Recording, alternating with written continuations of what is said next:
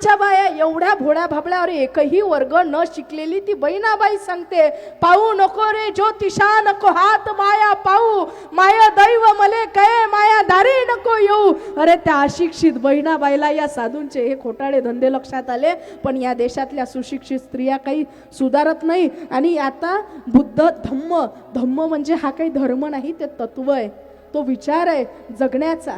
मी न जर एखादा भगवा असा चांगला लंबा सटांग कपडा गुंडाळला असता, हातामध्ये गळामध्ये चांगल्या मोठमोठ्या रुद्राक्षा माळा घातल्या असत्या, हे लंब आळवं उभं टिक्के लावून आली असती, केस मोकाट, तर इथल्याच बाया पाया पडल्या असत्या.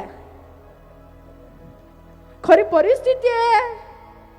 भगवे रंगले तरी काय झाले, त्यागी नाही झाली तरी ते व्यर्थ, लंगोटी घातली तरी काय झाले, मनना निघाले विषयातुनी, संसार सोडला तरी काय झाले, परदार सोडले नाही जाणे, तुकड्या दास म्हणे जरी माळ घाले, वर्म जाणले तरी ते व्यर्थ.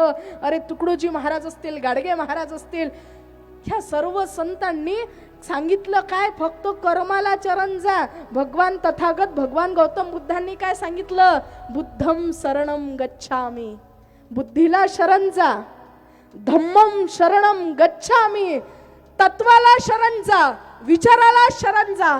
संघम शरणम गच्छामी, जे लोक बुद्धीला शरण गेलेले असतील त्यांचा संघ तयार करा, त्या संघाला शरण जा.